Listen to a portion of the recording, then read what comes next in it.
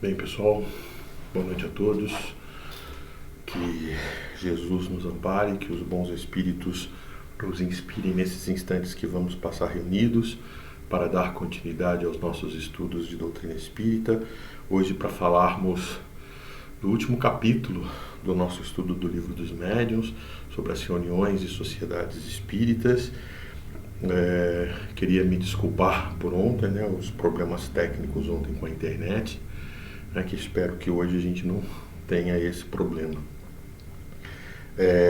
Vamos então iniciar o nosso estudo com a nossa prece, elevando o nosso pensamento a Jesus, nosso Divino Mestre, trazendo em nossa tela mental a lembrança de um Jesus vivo, luminoso, envolvendo nossas mentes e os nossos corações. E assim, Senhor Jesus, mais uma vez nos encontramos aqui reunidos em Teu nome, rogando o amparo da espiritualidade amiga, a fim de que possam nos intuir, nos amparar nesses instantes que vamos passar reunidos para dar continuidade aos nossos estudos, hoje finalizando o Livro dos Médiuns, rogando que a nossa reunião se transcorra num clima de muita paz e de muito entendimento, que assim seja, graças a Deus. Bom, boa noite a todos. Eu queria agradecer a todos pela presença, pela oportunidade de estar aqui estudando mais esse capítulo, Hoje o último capítulo do Livro dos Médiuns. Foi uma trajetória grande até aqui. É um livro importante, sério, cheio de informações, muito denso de conteúdos. E a gente então trata hoje sobre as reuniões e sociedades espíritas. É claro que nós temos um outro capítulo, que trata sobre os estatutos, os regimentos que regem o funcionamento das sociedades espíritas, que Kardec sugere. E nós temos um capítulo também que ele trata sobre as dissertações espíritas, mas todas elas têm a ver com essa questão das reuniões das sociedades espíritas. Então nós vamos fazer esse bloco, porque estudar o regulamento das sociedades espíritas, ele já não, ele fica... Ele cria então lei por lei, tópico por tópico, é como se ele fosse uma sugestão de como é que as pessoas criam os regimentos internos das casas espíritas. É claro que ali tem alguns princípios que vale a pena a gente pensar, que a gente vai tocar nesse assunto aqui, mas é claro que ler, ou pelo menos eu julguei assim, que ler tópico por tópico, marcar uma reunião só para a gente ler tópico por tópico do estatuto, eu acho que não faria muito sentido. E com relação às dissertações espíritas, eu acho que vai ser muito mais útil, a gente, lógico, a gente já comentou muito sobre isso, porque ele, nesse capítulo, Kardec destaca algumas das mensagens que ele recebeu de bastante interesse, que ele seleciona, recebeu várias, selecionou algumas para colocar no livro, no Ser Dissertações Espíritas, que vão mostrar, que vão, digamos assim, ilustrar muito daquilo, exemplificando muito daquilo que ele já disse. Uma delas muito interessante, quando ele trata das mensagens apócrifas, onde ele evidencia 3 mensagens que o espírito que assina é Jesus. E aí ele mostra que 2 não podem de fato ser de Jesus, ele mostra as incoerências da mensagem, e apenas uma é a que mais se assemelha, que mais tem a ver com Jesus. Não que ele assine embaixo que de fato era Jesus quem trazia a mensagem, mas provavelmente um espírito que de fato estava alinhado com Jesus, que de fato vinha sob a égide de Jesus, sob os objetivos de Jesus, trazer a mensagem, e por uma humildade ele não se cita, ele cita Jesus como sendo então, digamos assim, um emissário apenas, não necessariamente Jesus, tá certo? Bom, das reuniões e sociedades espíritas, então, basicamente Kardec diz que existem 3 tipos de reuniões espíritas: as reuniões frívolas, as reuniões experimentais e as reuniões instrutivas. As reuniões frívolas, elas dizem respeito àquelas reuniões onde os objetivos não são sérios, onde os objetivos são para se divertir, onde os objetivos são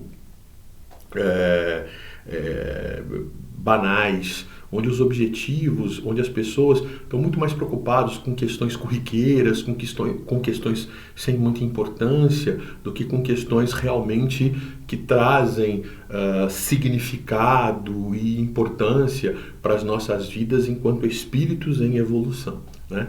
Então, na verdade, as reuniões frívolas, elas podem ser comparadas a essas reuniões, né, em que, tipo, aquelas brincadeiras que se fazem, né, tipo do copo, onde você reúne as pessoas em torno de uma mesa, coloca ali um copo, né, coloca a mão sobre o copo e coloca umas letras em torno e pede para que um espírito, evoca a presença de um espírito e pede para que, se um espírito estiver ali, que ele mova o copo e respondam perguntas.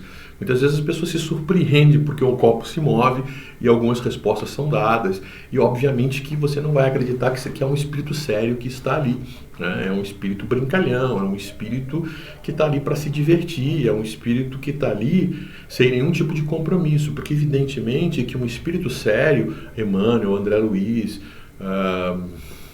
Dr. Bezerra de Menezes, Joana de Ângeles, enfim, espíritos luminares, eles são espíritos que têm muito o que fazer, são espíritos, são muitas dores para se consolar no mundo, são muitas lágrimas para se secar, são muitas dificuldades que existem. Então esses espíritos, eles estão aí num trabalho árduo, difícil, complicado, resolvendo problemas complexos, né? Então dificilmente nós teríamos esses espíritos à nossa disposição para resolver questões que não são importantes. Então esses espíritos poderiam até vir, né, nos auxiliar, vir ao nosso encontro, se nós estivéssemos em sintonia com eles, se nós estivéssemos simpáticos, se nós tivéssemos algum tipo de afinidade com eles. Não é assim na nossa vida diária?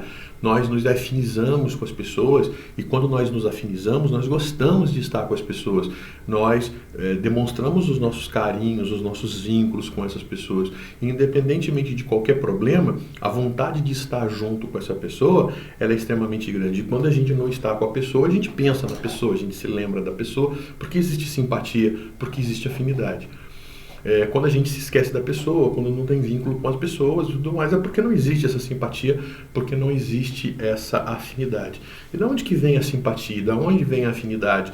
Vem dos vínculos de ideias, vem dos vínculos de sentimento. Então, se nós sentimos coisas parecidas, se nós pensamos coisas parecidas, não somos iguais, mas temos um certo gosto para determinadas questões, para determinados assuntos, se nós temos os mesmos objetivos, os mesmos interesses, então a gente busca as mesmas coisas, né? É claro que a gente não precisa concordar em tudo. É claro que a gente pode ter as nossas opiniões específicas, nossas opiniões pessoais, mas nós temos os mesmos interesses, os mesmos sentimentos, e isso nos aproxima, nos vincula. Então, esses espíritos estão juntos. Quando os objetivos são diferenciados, quando os interesses são diferenciados, então as pessoas efetivamente se separam. É claro que se tem uma pessoa que é muito aficionada em futebol, que gosta muito de futebol e que só pensa em futebol, ela vai estar junto das pessoas que gostam de futebol, que se interessam por futebol. Aquelas pessoas que têm outros objetivos, que têm outros interesses, que têm questões, que pensam em questões filosóficas, que pensam em questões de questões científicas, de profundidade, aquela coisa toda, quando o assunto começa a falar sobre futebol, aquela coisa toda, a pessoa sorri e tal, dá um toque e tal, e se afasta. E por quê? Porque não é a dela, porque não diz respeito a ela, porque, né? E mesmo quando a pessoa está distante daquelas que falam de futebol, elas pensam, elas veem uma coisa de futebol, nossa, eu vou guardar porque eu vou lembrar daquela pessoa, eu vou falar para aquela pessoa quando eu me encontrar, ou eu vou mandar um recado aqui via WhatsApp para a pessoa. Então, mesmo não estando perto, você sente a vontade você pensa, você se vincula, você tem essa agregação. Os espíritos são a mesma coisa, né? Então, as reuniões frívolas são aquelas em que as pessoas frívolas, as pessoas que não têm que são muito ingênuas, que são pessoas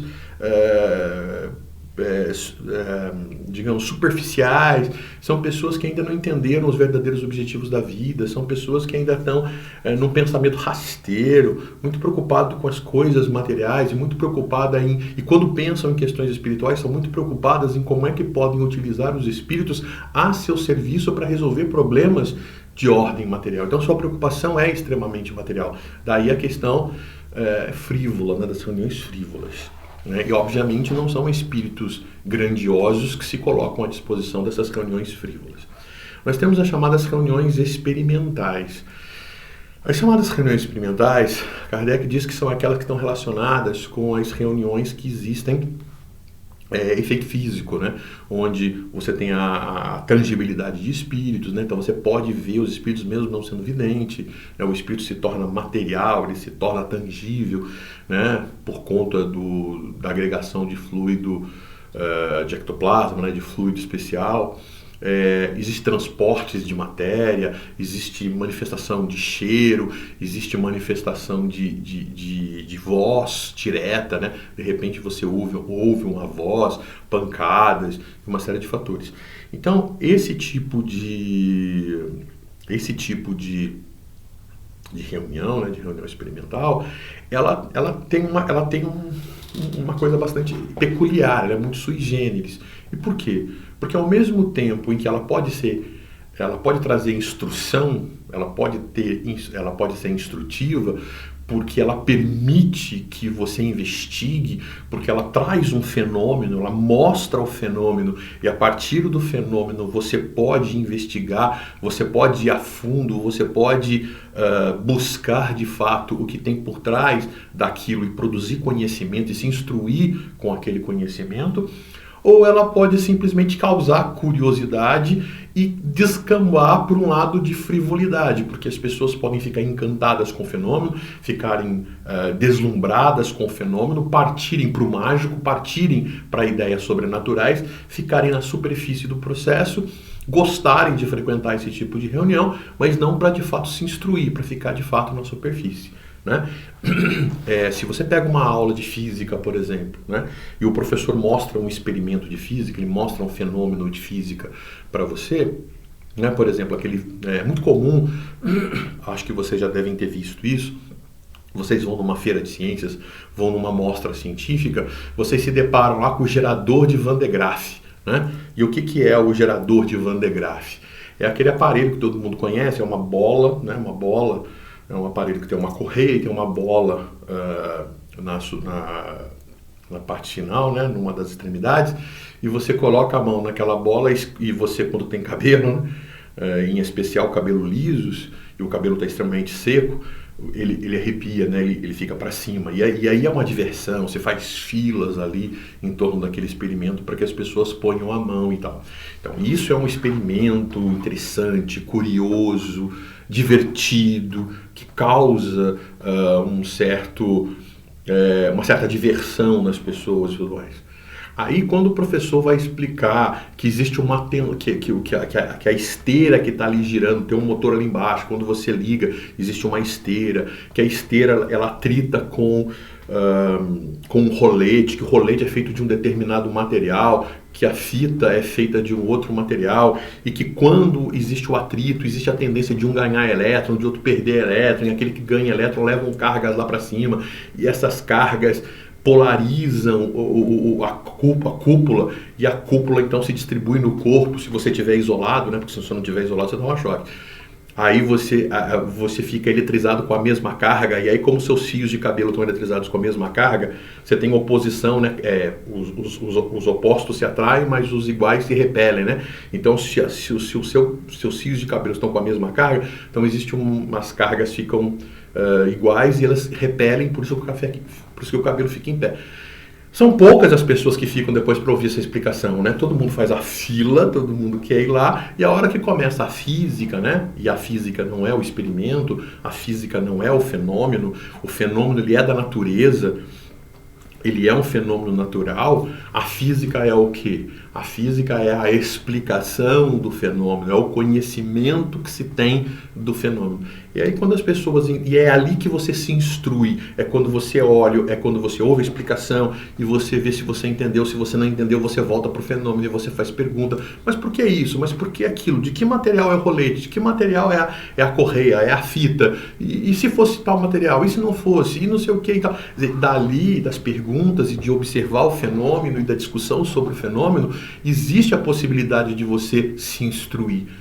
Por outro lado, se você fica somente na questão da experiência, se você fica só mesmo na curiosidade, se você fica somente deslumbrado com o fenômeno em si, você perde o processo instrutivo, né? Então Kardec ele fala que as reuniões experimentais, elas podem ser muito úteis, elas foram muito úteis para a estruturação da doutrina espírita, para você saber o que é perispírito, para você saber o que é fluido, para você saber o que é fluido cósmico universal, saber o que é fluido vital, saber o que é fluido especial, saber diferenciar esses tipos de fluidos, entender como se dá esse processo. Então, esses detalhes permitiram um processo investigativo que tornaram Kardec instruído a ponto de escrever os livros e produzir todas aquelas informações que nos são úteis até hoje, para a gente entender a mediunidade e entender o fenômeno mediúnico.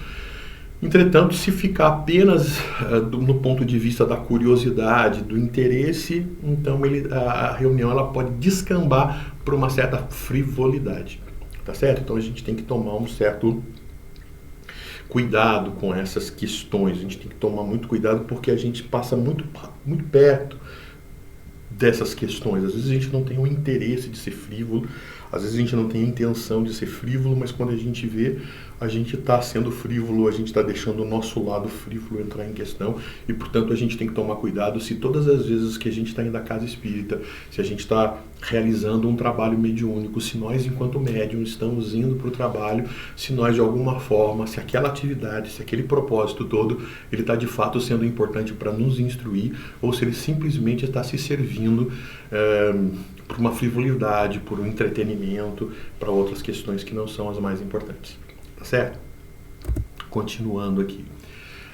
Kardec, ele passa agora a fazer uma observação mais específica sobre as sociedades em si, né? Ele vai nos dizer que as sociedades, quando elas são criadas, né, o centro espírita, quando são criados, elas nos permitem diferentes tipos de interpretação. Veja, quando ele está falando de sociedade, ele está falando dos centros espíritas e dos grupos que se reúnem para fazer o trabalho mediúnico em si. O centro espírita, em especial os grupos que vão participar do trabalho mediúnico em si, né? Então, assim, as sociedades espíritas, o centro espírita, Rolando Pires dá uma definição muito interessante de centro espírita, né? Ele nos mostra que o centro espírita, ele é como se fosse um grande espelho côncavo, né? O que é um espelho côncavo? Você pode ter um espelho côncavo e você pode ter um espelho convexo, ou você pode ter um espelho plano, né? Esse que a gente olha no banheiro, né? Que a gente vai no banheiro pentear o cabelo, né? Quando tem cabelo, a gente vai escovar os dentes e tudo mais. É um espelho plano. Mas existem os espelhos côncavos, né? Que são os espelhos esféricos, né? Que eles têm curvas. Esses espelhos, o côncavo e o convexo, né? Então a gente tem o côncavo, que ele tem uma cava, e tem o convexo. Um exemplo bom que eu gosto de mostrar é uma colher, né? Uma concha de feijão, por exemplo, aquelas bem espelhadinhas, aquelas bem novinhas que estão bem espelhadinhas. Elas podem ter um bom exemplo de espelho côncavo e convexo. A parte onde você pega o feijão, ela tem uma cava, né? Uma cava para poder pegar o feijão. Então a gente chama de côncava, né? E as costas da concha não é cava, ela é convexa, né? E como elas são espelhadas, elas podem ser um bom exemplo de espelho. Se você olhar bem, se você olhar nas costas dessa concha, você vê que você está lá de cabeça para baixo, você vê a sua imagem de cabeça para baixo, e você bota o dedo e você toca, você toca lá e você vê que a sua imagem tá lá atrás. você põe a mão na concha e você vê que a sua imagem está atrás, está projetada na parede da concha, propriamente dito, na superfície da concha, na película da concha, né? No material da concha, no metal da concha. Quando você vira o côncavo, você também vê a sua imagem ali. Só que quando você vai aproximando o seu dedo para tocar, vai fazendo devagarzinho assim, se aproximando, você vê que de repente some, né? A imagem, você vai vendo o seu dedo, daqui a pouco a sua imagem some. Por quê? Porque você toca a sua imagem. Então você vê que você não precisa encostar o dedo lá no metal da concha para você tocar a sua imagem. Você toca a sua imagem antes, porque a sua imagem está, você não percebe, mas a sua imagem está formada na frente do espelho. Ou seja, o ponto focal, onde forma a imagem, não é atrás do espelho, mas na frente do espelho. E Herculano diz então que o Centro Espírita se compara a um espelho côncavo. E por quê? Porque todas as imagens, toda a luz que chega nele reflete e volta para um ponto para fora dele. E todas as linhas de luz, todos os traçados de luz batem nesse espelho e voltam para um ponto, batem nesse espelho e voltam para um ponto. Esse ponto aonde todas as luzes que batem no espelho se convergem é o chamado ponto focal, ou seja, onde a imagem se estabelece.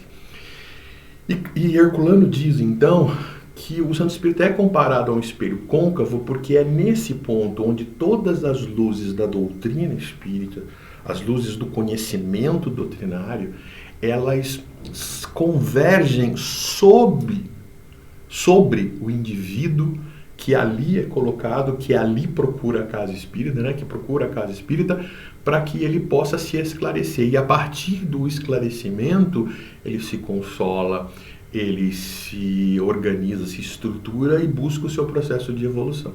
Tá certo? Então, o Centro Espírita tem esse objetivo. Ela tem essa meta, a de produzir a evolução das pessoas. Qual é o objetivo do Espiritismo? É o progresso moral das pessoas. E é o progresso moral das pessoas a partir do seu esclarecimento, a partir do seu entendimento da realidade, a partir do momento em que ele começa a se libertar das amarras, dos apegos materiais, né, dos símbolos, dos preconceitos, das ideias preconcebidas, né, do materialismo, das questões menos importantes que o prazer material vincula, né? Quando ele se desvincula disso, quando ele se liberta disso, quando tudo isso passa a não ser mais importante porque ele se esclareceu, então ele conseguiu progredir-se moralmente, né? Ele consegue perdoar, ele consegue tolerar, ele consegue achar que todas essas questões materiais, elas são de tão pouca importância que não valem a pena o sofrimento, a dor, que não vale a pena o cansaço, que não vale a pena as chateações. Então ele permite que a gente se liberte das dores, que a gente se liberte dos sofrimentos, e aí tem o progresso da criatura. Então esse é o grande objetivo.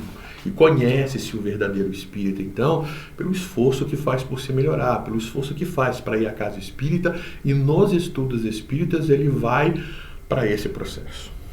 Mas como toda sociedade humana, né, o Centro Espírita também é um ajuntamento de pessoas e, segundo a sociologia, as pessoas se juntam também por busca de poder, né, e esse poder, elas não são necessariamente cargos e funções, né, mas são vivências de ilusões que as pessoas têm dentro das relações que mantém com os outros, né? Essa relação de se achar importante, de se achar fundamental, de achar que tem uma missão, que achar... na verdade, nós temos sim uma missão, mas a nossa missão ela não é redentora como a do Cristo. Ela é uma missão em que a gente tenta se melhorar, que a gente tenta fazer o melhor e que a gente, de alguma forma, tenta contribuir, né, com as outras pessoas, com a forma. O nosso trabalho ele pode ser substituído por outra pessoa. Qualquer outra pessoa pode vir aqui, ler o livro dos médiuns e falar, e está fazendo o que eu estou aqui fazendo. esse trabalho é útil para mim, né? Se eu não estiver sendo útil, se tiver outra pessoa em melhores condições de fazer, ele vai fazer, né, esse trabalho da melhor maneira possível, aquela coisa toda. Mas se ele não quiser fazer mais, se ele achar que não é bom para ele fazer, se ele achar que não tem o reconhecimento necessário, o outro vem e faz, e não tem nada de importante nisso. Qualquer um é capaz de vir aqui, de fazer, não tem segredos algum para esse tipo de trabalho aqui, né? Só manipular que o computador faz tudo aqui, né? A gente liga, ele acende. Quando, né, ontem o computador cismou de dar problema, né? Não foi o computador que deu problema, né? Foi as ondas da internet aí que não conseguiram chegar na intensidade necessária, e a gente acabou tendo problemas para transmitir. Mas fora isso, as verdades, os princípios estão aí. Até o próprio médium, se ele não topar será outro médium, né? Então, Kardec fala aqui das interpretações. Então existe a questão da interpretação, né? Nós temos aí uma questão de interpretação. O que a gente vai fazer na casa espírita? O que a gente busca na casa espírita? O que a gente vai lá na casa espírita, né? A gente vai lá para quê? A gente vai lá para um ajuste com, não, eu vou lá e faço e fico tranquilo com a minha consciência porque eu estou fazendo a minha parte. Então eu vou lá, cumpro o meu papel, depois volto para casa e eu posso continuar vivendo a minha vida porque eu fui lá e fiz a minha parte. Bom, não é isso que é o espiritismo. Não, eu vou lá porque eu vou transformar o mundo. Eu vou lá porque atuando ali eu vou ser o cara que vai trazer consolação, que vai. Então perceba que tudo isso, né, eu vou ser o médium que vai receber o Emmanuel, que vai receber o Dr. Bezerra. Eu vou ser o indivíduo que vou fazer o bem. Sabe? O bem é algo natural. O ir à casa espírita e fazer o nosso trabalho é uma oportunidade de aprendizagem. Nós não vamos salvar o mundo, nós não vamos resolver o problema do mundo desenvolvendo as atividades na casa espírita. Jesus não resolveu os problemas do mundo e nem todas as pessoas que foram até Jesus se curaram, assim como nem todas as pessoas que vão à casa espírita vão se curar e vão achar solução para os seus problemas. E por quê? Porque a solução para os problemas está em cada um de nós. Os problemas, eles são necessários, as dificuldades são necessárias para o nosso próprio desenvolvimento. Um professor, ele não tira do aluno, ao contrário, ele põe para o aluno, ele propõe ao aluno atividades, trabalhos, exercícios, né? Ele não tira, ele não alivia o aluno, ele não livra o aluno do trabalho de ler, de estudar, de refletir. Ele contribui, ele auxilia, ele seleciona os melhores livros, ele cria um caminho, daí a palavra currículo, né? Currículo é caminho, é trajetória. Ele define um caminho, ele define um currículo, ele define uma trajetória de facilitação para que o aluno aprenda aquilo de maneira mais fácil, de maneira mais organizada, de maneira mais profunda, começando do mais simples para ir para o mais complicado, dando as bases para depois o indivíduo entender coisas mais amplas. Mas se ele livra o aluno do problema, se ele livra o aluno da dificuldade, o aluno não trabalha. E olha, não existe almoço de graça, não existe janta de graça, assim que as pessoas falam. Nada é de graça. Por quê? Porque tudo depende do trabalho, depende do esforço. A gente não consegue emagrecer comendo, aprender dormindo, ser um grande atleta deitado. É no esforço, é no exercício, é no treino, é no estudo, é no trabalho. É isso que vai nos fazer evoluir. Então, o nosso trabalho, o ir à casa espírita, desenvolver o nosso papel, é o que aquilo está trazendo para o nosso desenvolvimento, o que aquele conhecimento ou o que aquele trabalho está contribuindo para o meu desenvolvimento, para a minha melhoria moral, para a minha transformação. Se isso não acontece, se eu só vou lá porque lá eu entro numa ilusão de que estando lá eu estou numa redoma de perfeição, porque estando lá o fato de fazer parte daquele grupo me torna alguém melhor, me torna alguém diferente, me torna alguém tocado pelas luzes e digamos, não, só porque eu sou de lado os espíritos já vão me dar uma proteção maior do que dão para outras pessoas. Se eu começo a acreditar nessas questões, são interpretações falhas, são interpretações imperfeitas, né? O próprio Cristo já dizia, nem todos que dizerem Senhor, Senhor estarão no reino dos céus, né? Quer dizer, é preciso a gente praticar o bem, fazer o bem, buscar a nossa melhoria moral, tá certo? Então, ou seja, as diferentes interpretações que se tem da casa espírita vão criar diferentes tipos de pessoas dentro da casa espírita, e essas pessoas, umas vão ser muito mais trabalhadoras, fiéis, contribuidoras e instrumentos importantes dos espíritos para os trabalhos que serão realizados, e outras vão ser muito mais tratadas, né? E muito mais fáceis de saírem, de deixarem, de abandonarem o trabalho, de desertarem do trabalho. Não é isso? Multiplicação das sociedades. Muito bem, né? À medida que as pessoas têm interpretações diferentes das casas espíritas e tudo mais, elas acabam criando os seus diferentes núcleos, né? E às vezes não por dissensões e não por brigas, mas por entender que a casa vai ficando tão grande, vai ficando tão imensa, vai ficando tão complicada, que é mais fácil abrir uma outra casa espírita, no sentido de uma outra sociedade espírita, no sentido de você atender mais pessoas. Tem uma frase que o Chico diz para o Divaldo Franco, né? O Divaldo pede para o Chico para trabalhar do lado do Chico, para ficar em Uberaba e trabalhar do lado do Chico. E o Chico fala para ele assim: o que adianta dois postes juntos, né? Os postes são feitos para iluminar, mas se eles ficam juntos, eles iluminam muito um determinado lugar. Mas os postes têm que estar um distante do outro para poder iluminar uma região cada vez maior, não é assim? Então a multiplicação das sociedades espíritas, elas têm a sua importância, elas têm a sua fundamentação. O que não pode é simplesmente multiplicar. Vou criar uma, por quê? Porque eu não concordo aqui, porque eu briguei aqui, porque eu me choquei aqui, então eu vou criar um do meu jeito. Não, só existe um jeito de criar as sociedades espíritas, né? É seguir os princípios do amor fraterno, é seguir os princípios dos ensinamentos doutrinários, de seguir o Cristo, de seguir Kardec, de seguir os métodos que a doutrina espírita nos ensina, né? Quando eu deixo uma casa espírita para criar outra, porque eu estou em dissensão, porque eu estou brigando, porque eu estou rompendo, então efetivamente tem algum problema aí, né? Então a gente tem que pensar nisso. A sociedade, eu cometi um erro aqui, né? Sociedade, não.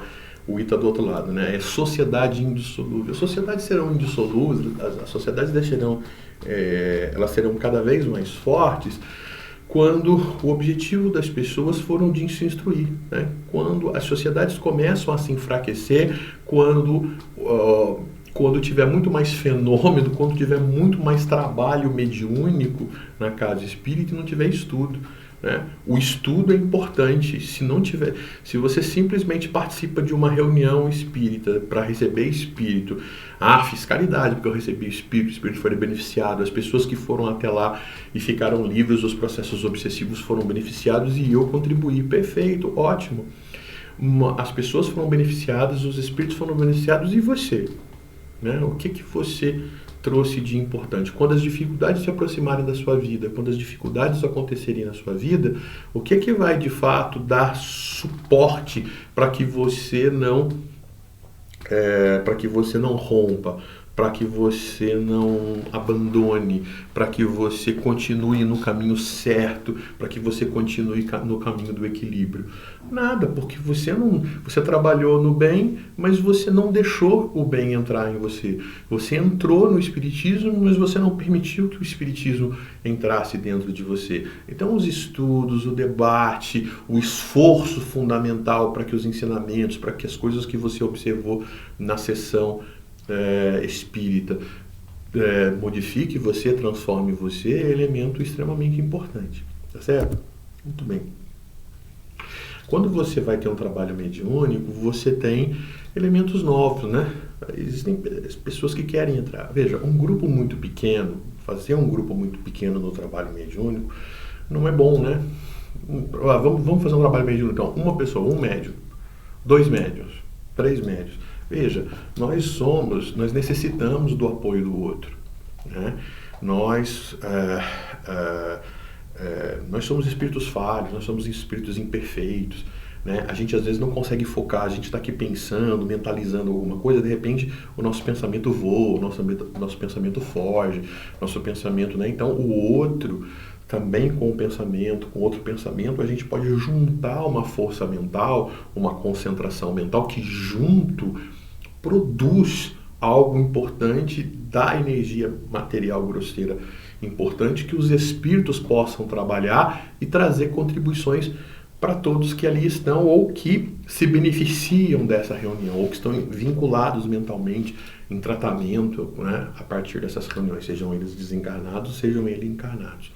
Então, o ajuntamento de pessoas, a reunião de pessoas, elas somam, né? Aquela ideia, né, do macarrão. Se eu pego um fio de macarrão, né, se eu pego lá um pedaço, como é que a gente pode dizer, né, de um saco de macarrão lá, né, a gente corta e a gente tira lá um fio de macarrão, a gente quebra com uma facilidade grande, né? Mas se a gente pegar o macarrão inteiro, tirar aquele, né, aquele grosso de fios de macarrão, né? E tentar quebrar, você vai ter ali uma dificuldade grande, né? Pegar um lápis e quebrar é uma coisa, você pegar ali uma caixa de lápis e tentar quebrar todos os lápis é muito mais difícil. Então é claro que a reunião de encarnados ali, com objetivos muito firmes, com uma homogeneidade de sentimentos, com uma homogeneidade de intenções, elas são importantes para dar força para o trabalho e contribuir para que os espíritos superiores possam utilizar essas energias, essas nossas boas intenções e trazer contribuições para os encarnados e desencarnados que dependem daquele trabalho. Perfeito. O que é importante que a gente não perca de vista é que, a partir do momento que a gente vai aumentando muito o número de pessoas numa reunião, a capacidade de você também controlar a homogeneidade de pensamentos é muito difícil, né? As pessoas começam a... Quais são as intenções das pessoas que estão ali? Então você já começa a perder.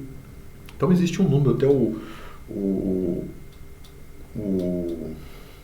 Leon Denis, no livro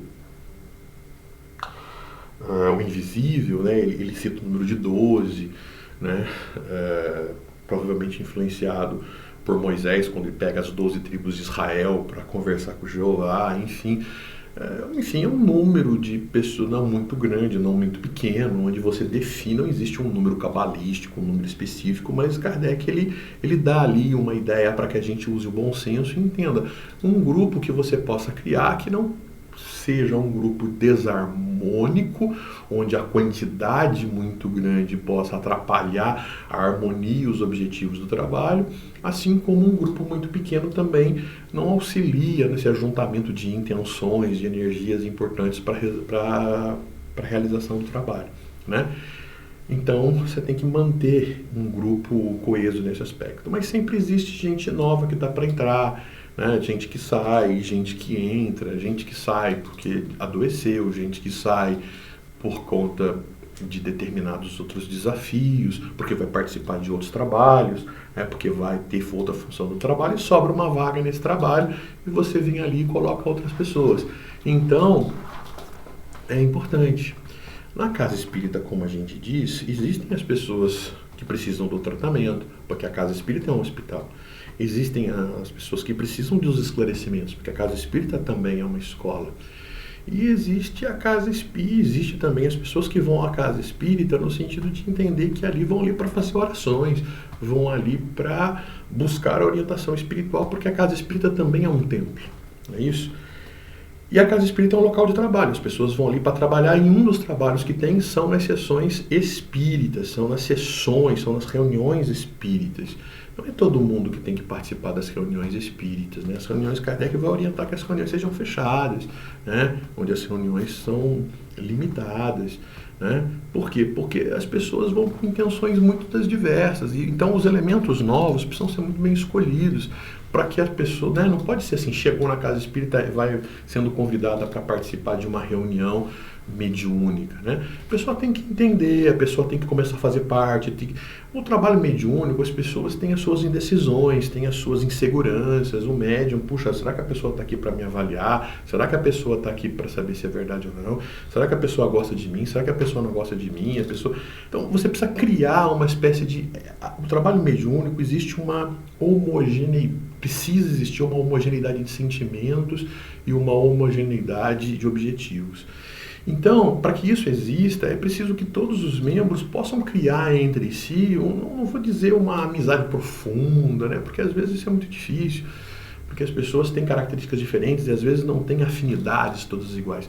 Mas é preciso que as pessoas tenham um sentimento de fraternidade, de amizade, pelo menos entre as pessoas, onde as pessoas não tenham animosidades, que as pessoas não tenham prevenções, ódios, rancores, vontade de vingança entre elas e tal, né? Podem haver discordâncias, podem haver ali os seus desencontros, as suas divergências, né? Porque isso é efetivamente natural, mas é necessário que exista ali entre as pessoas um desejo muito grande de fazer o bem e de abrir mão de si em benefício do trabalho que efetivamente está sendo realizado. Então, esse indivíduo novo que se chega tem que fazer parte do grupo, ser preparado do grupo. Então, tem pessoas que querem chegar e entrar no trabalho. Porque eu sou médico, porque eu já trabalhei não sei quantos anos no grupo A, no grupo B, porque eu já tenho 30 anos de médio, 20 anos de médio do grupo A e agora eu vim para essa cidade por conta de trabalho, por conta de família, por conta de uma série de coisas e já quero entrar no grupo mediúnico. Ele precisa se ambientar, ele precisa criar as amizades, ele precisa entender como é que é aquele grupo, ele precisa criar as afinidades, né? E as vinculações necessárias para isso se estabelecer. Existem aí os oradores, né? Existem os espíritos que querem pegar a palavra e não soltar a palavra, querem ser os últimos a dizerem, porque eles querem que a palavra deles sejam as que sejam colocadas como ponto de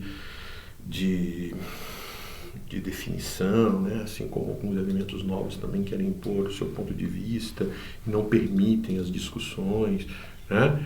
A gente precisa do outro grupo, a gente precisa das outras pessoas, né?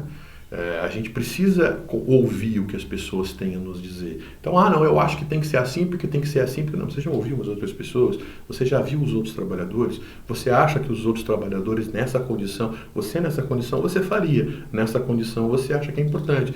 Mas e os demais? Você já esteve lá? Você participou daquele grupo? Você já conseguiu ouvir a opinião daquele grupo? Não, eu faço sozinho. Deixa comigo que eu mato no peito e eu faço sozinho, eu não preciso de ninguém. Então tem pessoas que com seu orgulho, com a sua vaidade, elas não conseguem perceber que é um coletivo, né? Que nós fazemos parte de um grupo e que a gente precisa ouvir o outro, que a gente precisa entender o outro e que às vezes o outro até não tem razão, o outro até está incorreto de não querer, mas ele tem o direito de querer e de pensar daquele jeito e é na ideia, é na compreensão, é na discussão, é no diálogo é que as coisas vão se estabelecer, tá certo? Queda do grupo. O grupo vai se dissolver se não existir esse entendimento, né? O grupo vai se dissolver se não houver estudo, se não houver esclarecimento e se não houver um esforço das pessoas em buscar uma melhoria, não buscar um autoaperfeiçoamento. Porque aí quando os espíritos percebem que a gente não tem a intenção, que a gente não tem o objetivo de sintonizar-se com aquilo que é o espiritismo, eles vão continuar o caminho deles, né? Lembra do Cristo. O Cristo, quando chega do bom moço, ele quer ser perfeito? Dá tudo e me segue. E aí o moço, mas isso não estou disposto. E o moço saiu e Jesus não foi atrás dele, porque é a escolha dele, é o livre-arbítrio dele. E os espíritos respeitam o livre-arbítrio. E os espíritos superiores vão continuar fazendo aquilo que efetivamente gostariam de fazer. Tá certo? Então, o objetivo do espiritismo é o progresso moral da humanidade. Conhece-se o verdadeiro espírita pelo esforço constante que faz por se melhorar. Não é porque ele vai à casa espírita, não é porque ele pinta, porque ele varre, porque ele dá sopa, porque ele costura roupa, porque ele doa dinheiro, porque ele faz palestra, porque ele grava vídeo quando tem pandemia, porque não, nada disso. Conhece-se o verdadeiro espírita pelo esforço que ele faz por se melhorar, né? Então ele tem feito esforço por se melhorar, ele tem se dedicado, não, nessa encarnação é o que eu posso fazer, é isso, eu já entendi, eu tenho que me aceitar como eu sou e eu não é essa a proposta do Espiritismo. A proposta do Espiritismo é como é que eu posso me melhorar todos os dias, como é que eu tenho que todos os dias, durante a minha prece, me impor ou me propor, né? Um desafio, uma meta. Hoje eu vou tentar ser mais tolerante, hoje eu vou tentar ser mais simpático, hoje eu vou tentar ser mais doce, hoje eu vou tentar ser mais brando, né? Amanhã eu ainda não consegui ser brando o quanto eu quis ser ontem, então eu vou tentar ser brando de novo, brando de novo, brando de novo, brando de novo, e quando a brandura já começar a fazer parte da minha vida, eu começo a botar um outro objetivo. Então o meu objetivo agora vai ser isso, ser mais instruído, ler mais, estudar mais, enfim, eu não sei, cada um vai entendendo as suas características, definir os seus objetivos e tentar fazer isso melhor. Isso não sou eu que estou dizendo, isso é Santo Agostinho lá no Livro dos Espíritos. Vai se falar da importância da nossa evolução, da nossa importância do nosso progresso espiritual. Bom, gente, e o que estudar? Tudo relacionado ao Espiritismo, e o Espiritismo se liga a todos os fatos sociais, é motivo de estudo na Casa Espírita, né? Então a Casa Espírita não é só pegar o Livro dos Espíritos e estudar o Livro dos Espíritos, não é só pegar o Livro dos Médiuns e estudar o Livro dos Médiuns, não é só pegar o Livro do Céu e Inferno, né? Essas obras são importantes, tem que ter sempre na Casa Espírita, não é possível não ter a Casa Espírita. Mas a sociedade ela vai apresentando demandas diferentes, né? Então nós precisamos estudar tudo que a sociedade nos propõe, que a sociedade, né? Então as questões sociais, as questões urgentes da sociedade, elas fazem parte das discussões espíritas, porque nós vivemos no nosso mundo, o mundo é uma questão social e os fatos sociais, eles se impõem e a gente usa os princípios espíritas, usa os princípios cristãos para a gente formar opinião sobre aquilo. Então isso é motivo de estudo e de estudo sempre, né? Então, pensar nos nossos... Então, nós estamos vivendo agora o setembro amarelo, né? Essa preocupação com o suicídio que toma uma vastidão, né? Suicídio que vem da depressão que às vezes nasce com uma ansiedade, que nasce com a angústia, que nasce com as desordens psicológicas. Então, existem as questões psicológicas tratadas no Livro dos Espíritos. Não tem, mas no Livro dos Espíritos, nas obras básicas, se oferecem bases doutrinárias para a gente fazer análises profundas sobre essas questões, sobre essas desordens psicológicas que acabam levando o indivíduo, né, ao suicídio, né?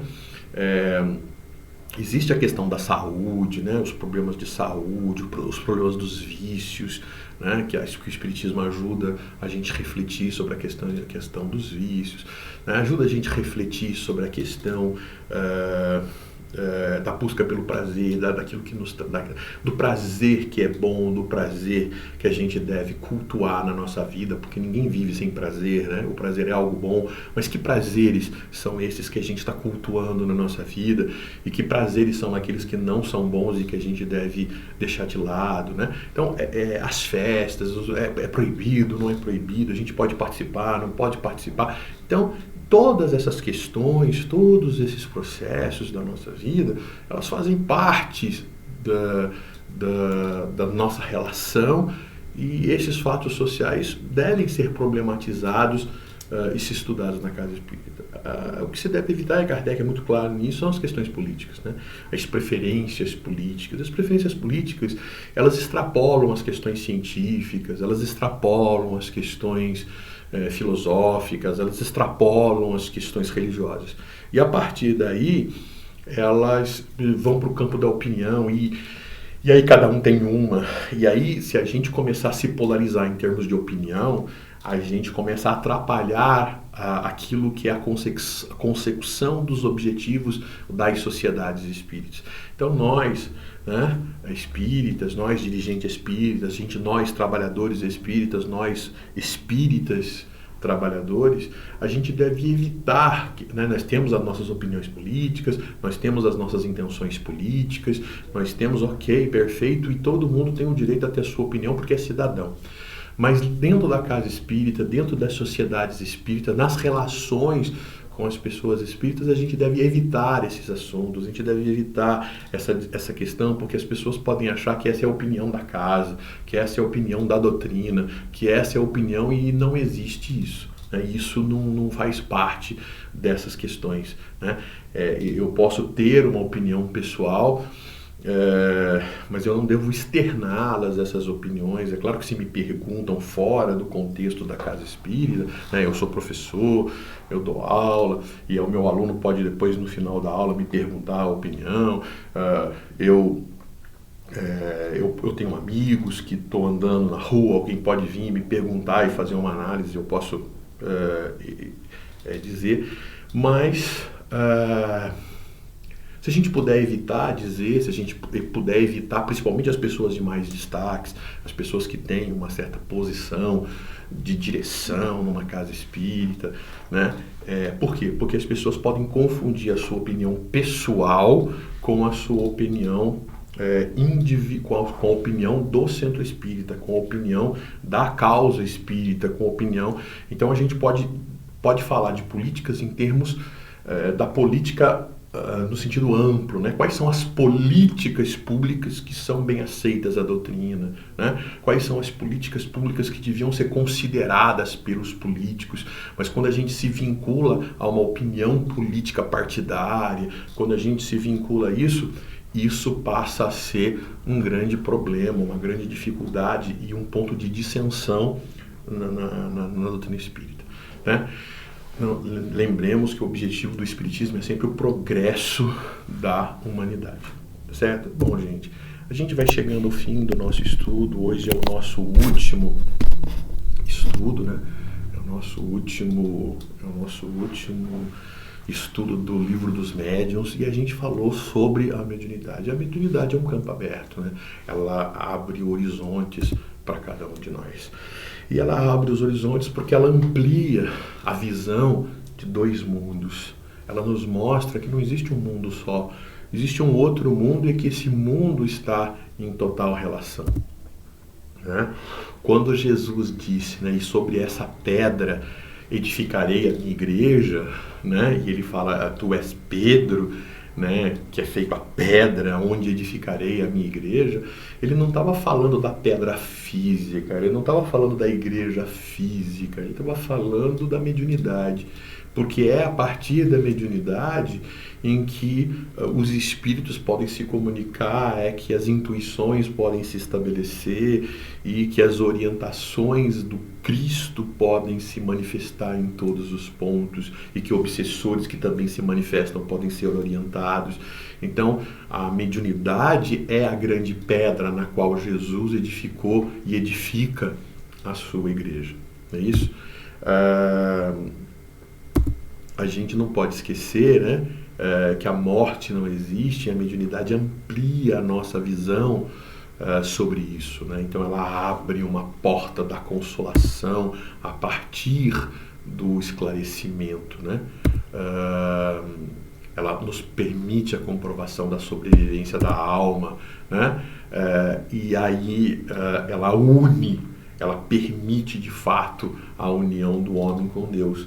Ela permite de fato a religião, né? No sentido de religar criatura ao Criador. É tão difícil a gente saber os caminhos que a gente vai seguir, né? Deus, ele manifesta problemas na nossa vida, né? Na nossa vida surgem questões, surgem dificuldades, surgem óbices. A todo momento a gente está fazendo escolha, e Deus espera que a gente faça alguma coisa, e a gente fica se perguntando o que é que Ele quer que a gente faça. Então, a transmissão do conhecimento é importante para que a gente possa saber fazer direito as nossas escolhas.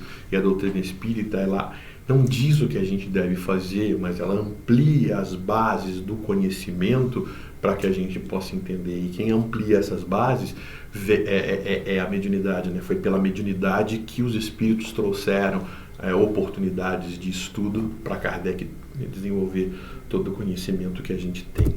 Não é isso? Então, é a oportunidade de esclarecimento. É com o esclarecimento que existe consolo. O consolo não é abrir os braços e abraçar as pessoas. O consolo não é falar palavras bonitas para as pessoas, porque o abraço, você não pode ficar abraçando a pessoa o tempo todo, né? Você não pode ficar carregando a pessoa no colo o tempo todo, porque você não pode ficar falando palavras bonitas o tempo todo para as pessoas, porque a vida está aí fora e a vida não é fácil, a vida não é simples, a vida não é trivial, todo mundo sabe disso, né? Todo mundo já enfrentou ou enfrenta ou enfrentará problemas, e é preciso que a gente esteja de fato preparado para isso, né? Então o consolo, ele é importante, mas ele só vem se a pessoa estiver esclarecida, porque depois do abraço, depois do acolhimento, se não sobrar mais nada, você vai precisar ficar abraçada de novo, você vai precisar ficar dependente, e aí não é consolo, é dependência. O consolo, ele vem quando você esclarece, esse é um ponto importante. E, portanto, a mediunidade, ela se baseia em princípios fundamentais. E que princípios são esses? O humanismo, né? A doutrina que tem por objetivo o desenvolvimento das qualidades do homem, né? Kardec pensou em valores éticos e consequências morais para todas as ideias. Ele discutiu ciência, sim, ele discutiu filosofia, sim, mas tudo isso com o objetivo básico do ser humano. Quantas das vezes a ciência se preocupa com a técnica, se preocupa com a máquina, se preocupa com a tecnologia em si? Kardec entendeu que tudo o que era feito na doutrina espírita, se não tivesse o ser humano como um ponto importante, então nada importava. Então o humanismo, isso fica muito claro no espiritismo. O racionalismo, né? A gente discutiu muito aqui o racionalismo de Platão, de Sócrates, né? Mas também de Descartes, né? Que é a observação, a análise crítica e criteriosa dos fenômenos, conclusão, lógica, seguindo etapas comuns aos métodos experimentais. Isso é algo que precisa ser considerado, e não é porque Kardec fez isso que a gente está livre de fazer, quer dizer, a gente precisa continuar fazendo isso na casa espírita sempre e também na nossa vida. A intuição, né? A gente vai receber as orientações, mas sempre ter o bom senso de separar o que é bom, o que traz equilíbrio, né? E o que traz fanatismo e o que nos tira do caminho que é o correto e que nos leva para a obsessão.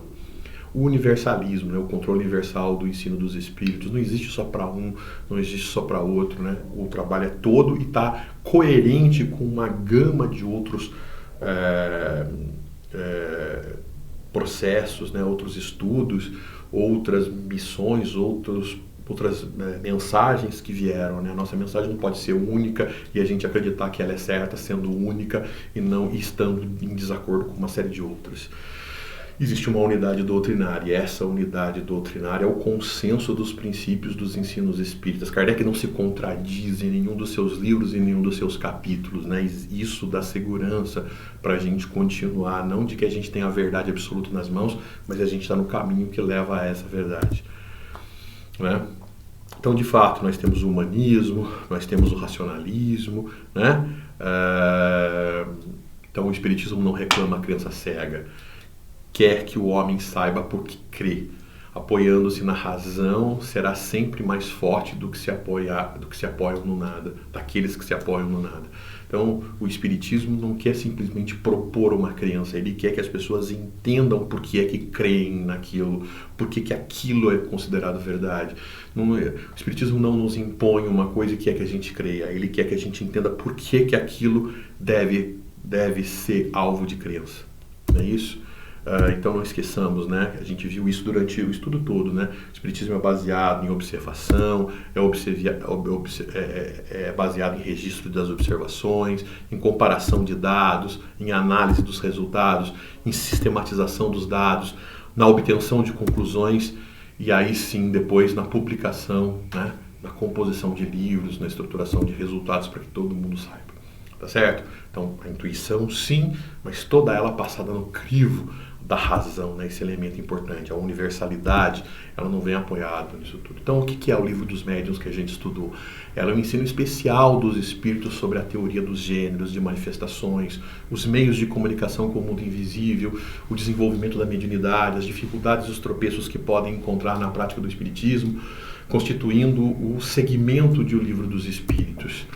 Ele se organiza em duas grandes partes, a gente viu isso, a gente viu que é a primeira parte, que são as noções preliminares, e 4 capítulos, né?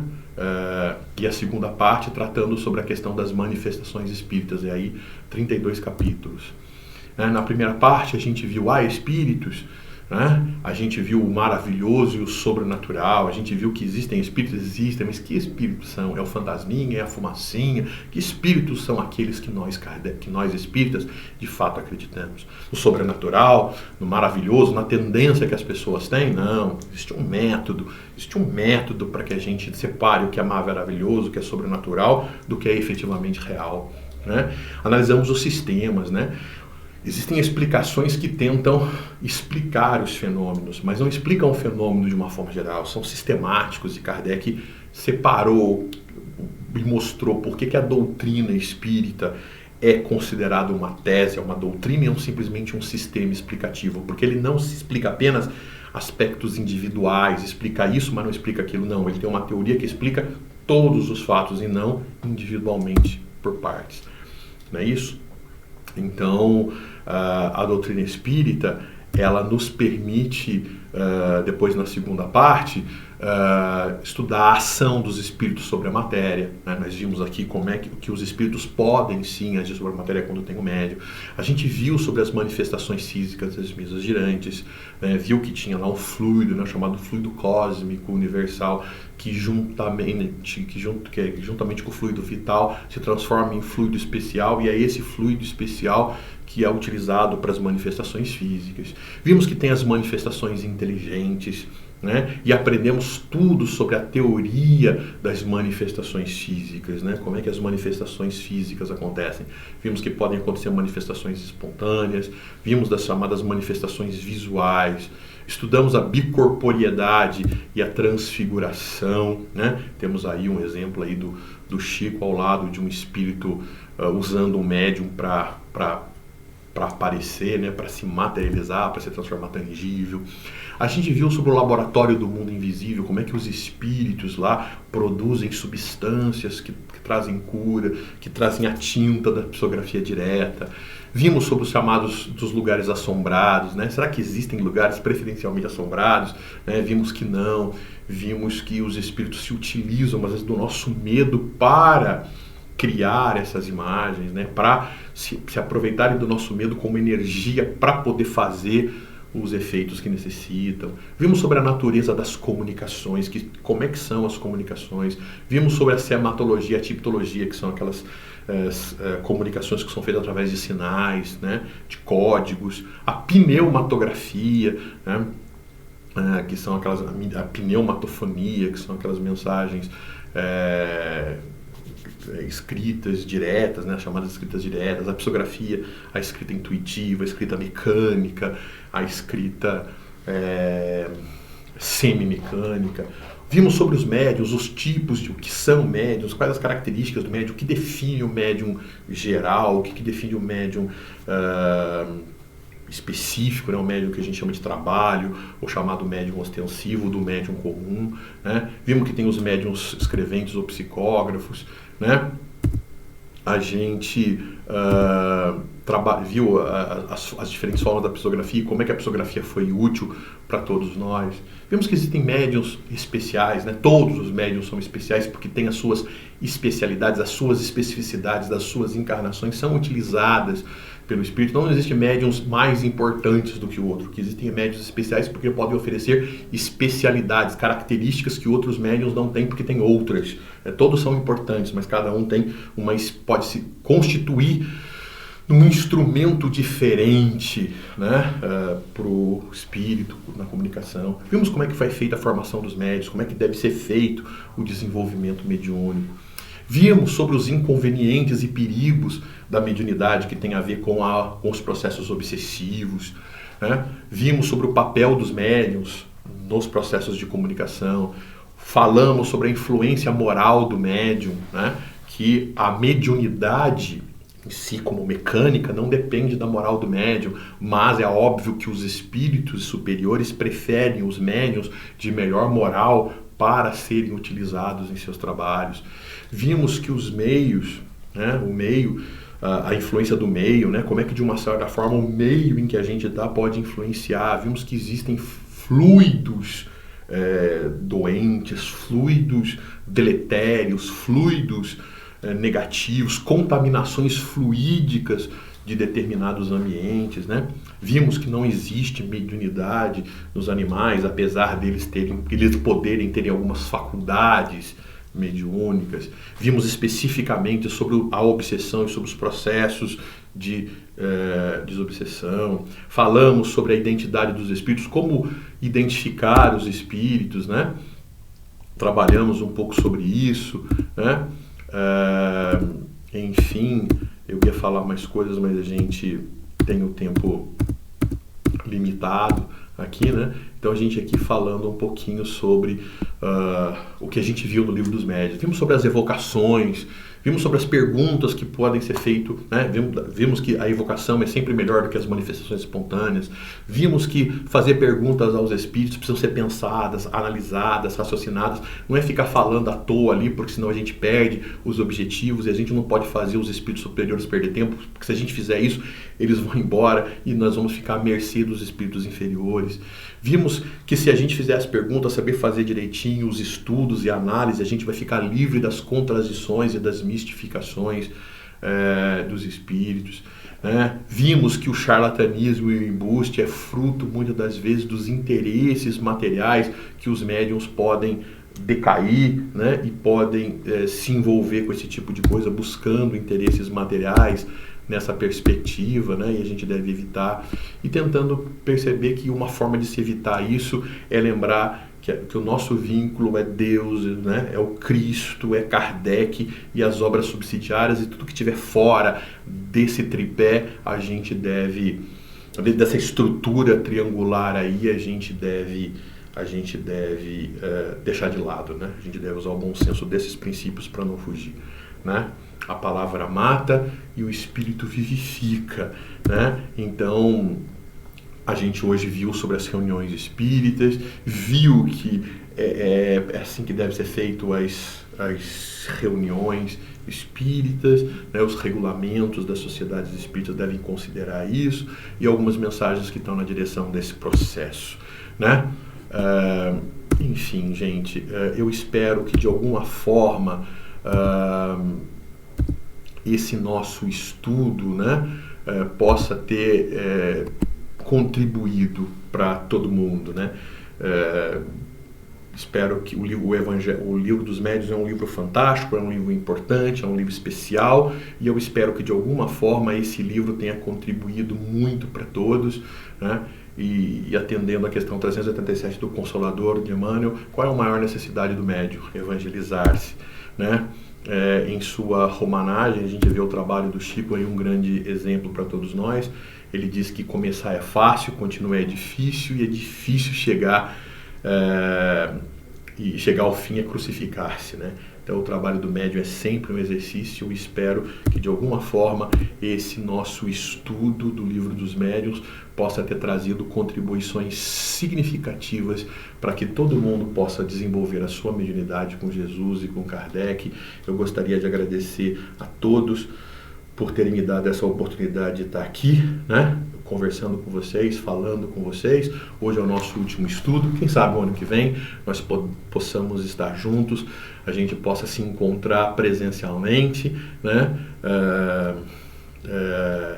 E eu agradeço por vocês terem me acompanhado aqui e terem me ajudado de novo a estudar o Livro dos Médiuns. Muito obrigado a todos, um grande abraço e até o ano que vem, se Deus quiser, todos juntos, sem pandemia, presencialmente lá no Centro Espírita. Obrigado a todos, abraço.